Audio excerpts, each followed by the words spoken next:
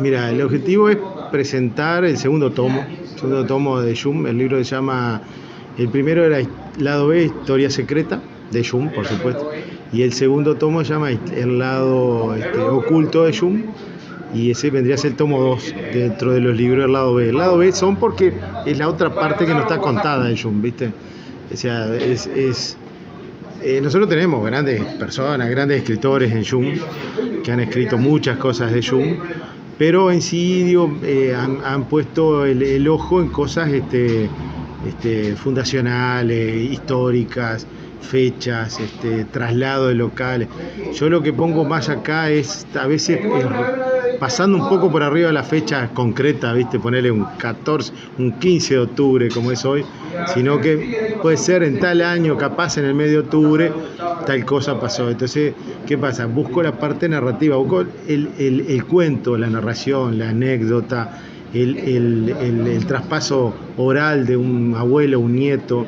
O sea, yo junto esa parte para que, ¿por qué? ¿Cuál es la razón? Para que mañana no se pierda. O sea, que la gente diga, ¿te acordás de aquella cosa que pasó? Sí, pero ¿y cómo fue? No tengo idea, porque el abuelo se murió. El abuelo que estaba ahí se murió. Entonces, ese es el caso de un duelo criollo que pasó en calle Rivera, casi Rincón, donde mataron a un comisario y casi ejecutan a otro policía entre dos hermanos, los hermanos Techera, que un duelo a sable y facón, o sea, de guapo, en un bar. Estamos hablando de la década del 40. Y el que participó de eso fue el padre de Mario Aiello. O sea, Mario Aiello es una persona que tiene edad de mi padre. El padre de Mario Aiello, que se lo contó a él años después de cómo fue. O sea, si el padre de Mario Aiello no le hubiera contado a Mario, y Mario hubiera aprovechado, me lo contaba a mí, a mucha gente, eso ya se perdía. O sea, quedaba como una nebulosa que puede ser, no puede ser. Entonces tomamos esos cuentos, esas narraciones, en este caso no es primera persona, pero en tercera persona, y lo tratamos de plasmar y decir, bueno, acá en esta zona pasó tal cosa, pasó tal otra. Entonces, bueno, es recopilar las anécdotas y gente que no es profesor de historia, ni historiador, como en mi caso, que simplemente soy al decir de Fernand Braudel, que era un gran historiador francés que nació en 1902, que decía que los historiadores son cultores unilaterales de la historia. ¿Pero por qué unilaterales? Porque lo ven siempre con un solo ojo y van directamente a lo esencial. Nosotros, los que no somos profesores de historia, pero nos gusta la historia, somos aficionados, muchas veces vemos la historia bilateralmente, usamos los dos ojos en diferentes direcciones, como el que juega al básquetbol, que tiene visión periférica.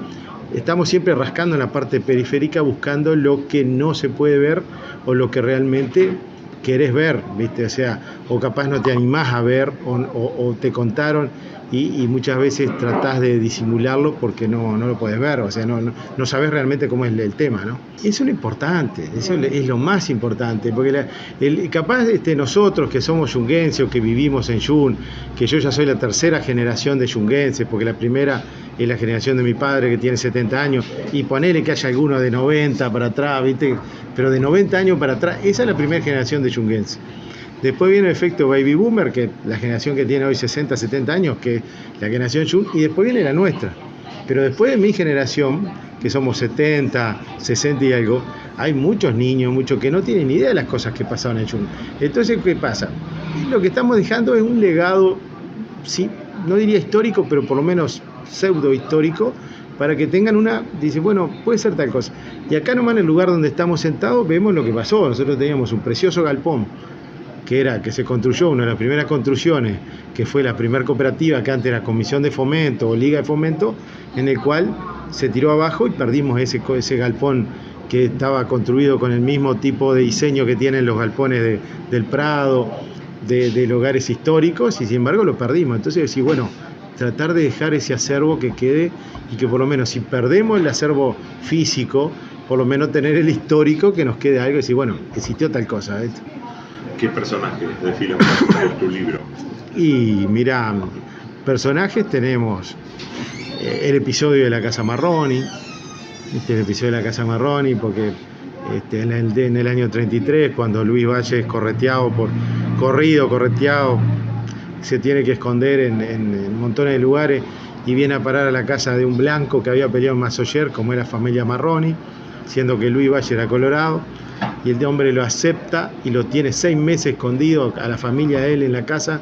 Y vos decís, ¿cómo puede ser que un tipo que peleó en Mazoyer, blanco como hueso bagual, como dicen los blancos, le acepte a un personaje como un Valle, ¿no? Que aparte de ser Valle, es complicado, porque en esa época, en el año 30, 33, la historia, a poquitos años de los date cuenta que la primera revuelta fue, la parte de la primera revolución fue en 1897, donde estaba Timoteo Aparicio, y después, que fue el ocaso de las lanzas, y después la revolución de 1904, con el insuceso de Aparicio Saravia, con todo lo que pasó, que estuvieron presos, todos los blancos, que vos le des alojamiento a un tipo como un Valle. O sea, es impensable. Bueno, pero ¿qué militar o qué Terra iba a pensar Terra que justo un blanco le iba a alojamiento a un colorado? O sea, y bueno, entonces eso te das cuenta qué pasa. Eso es el republicanismo, eso es república, eso es la esencia de ser uruguayo.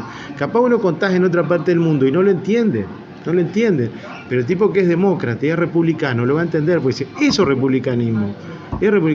Como mucha gente acá, cuando en la época de la dictadura, y correteaba a la gente que estaba en la izquierda o en el MLN, decía, bueno, quédate unos días en mi casa, sabiendo todo lo que podía pasar. Pero eso es republicanismo, o sea, primero la república, primero la patria, después luchamos todo contra el opresor. Y bueno, en ese momento no pensó si le podía ir mal, le podía pasar algo a la familia.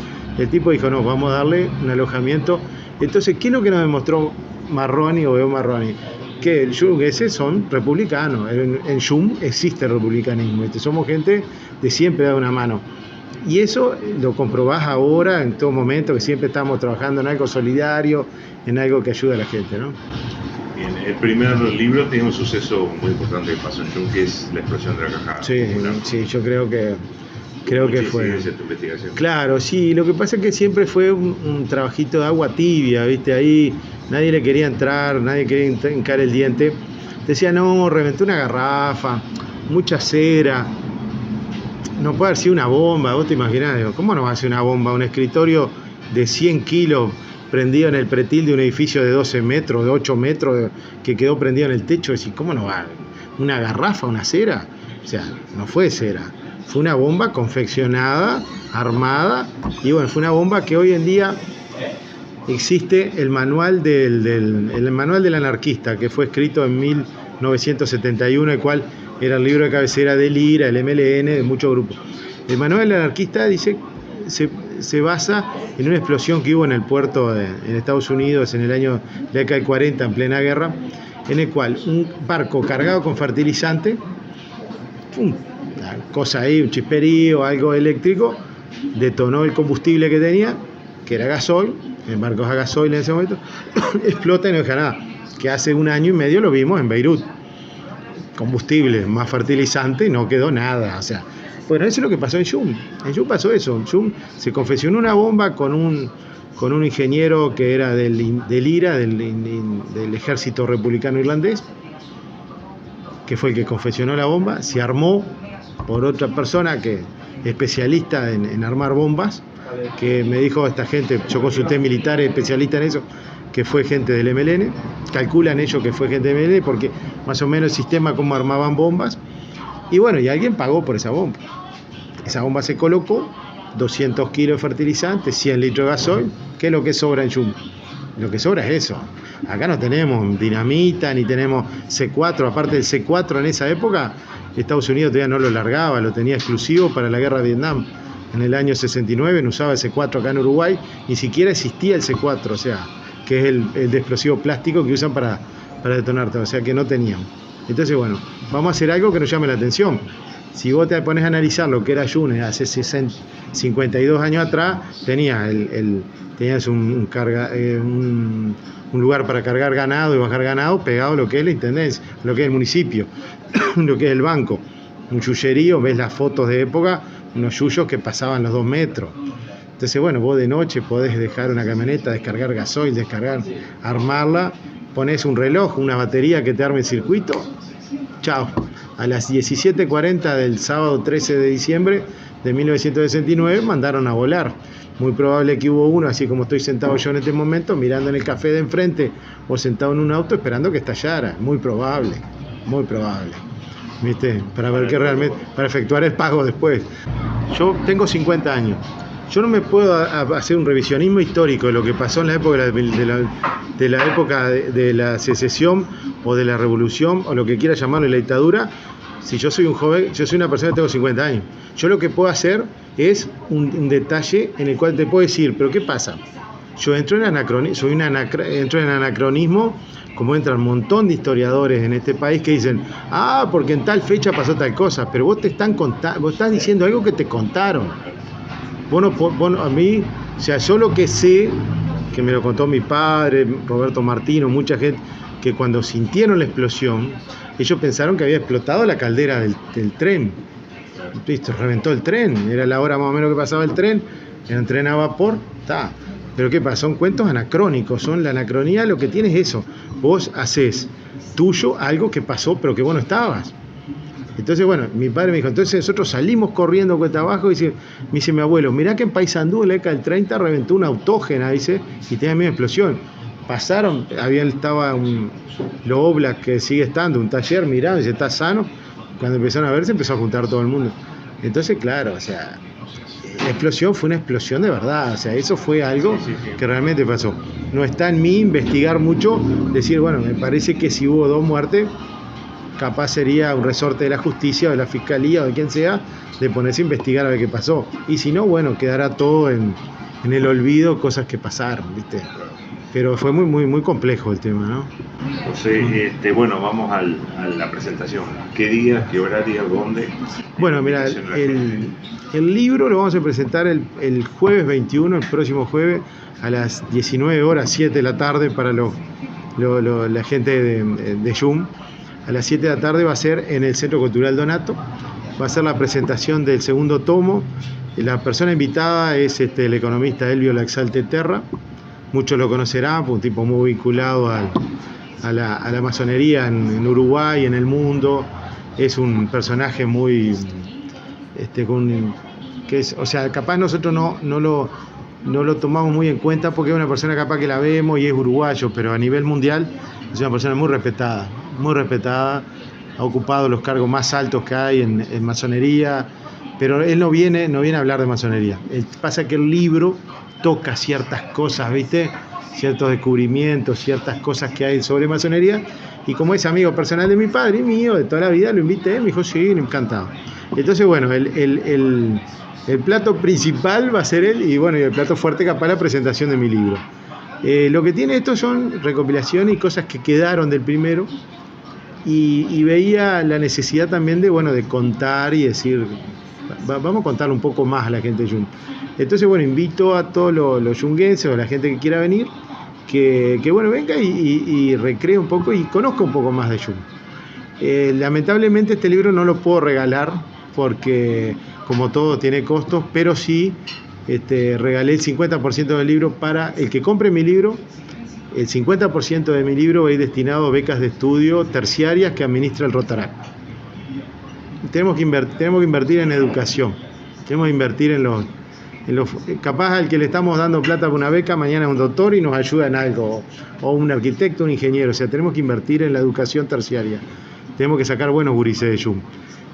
Un porcentaje de mi parte va a ir destinada a una niña que está pasando un mal momento acá en Yum, que es la hija es la nieta de una compañía de trabajo, que yo trabajo en UTU, y es la sobrina de un compañero de trabajo de UTU. Entonces voy a destinar 50 libros. En ese momento toda la gente el libro va a tener un precio de más o menos 400 pesos, pero si vos querés pagarlo más, es decir, esos 50 libros, todo lo que se recaude va a ir para esa chiquilina, y el resto queda para vender y para pagar los gastos del libro, ¿no? O sea, pero bueno, queremos por lo menos decir, bueno, el primero fue gratis, el segundo va al 50% gratis, y a su vez invitarlo para otras novedades que vamos a presentar en el momento del libro, que todo el que vaya se va a enterar, y si no, bueno, los días posteriores también, o sea, esa es la idea, ¿no?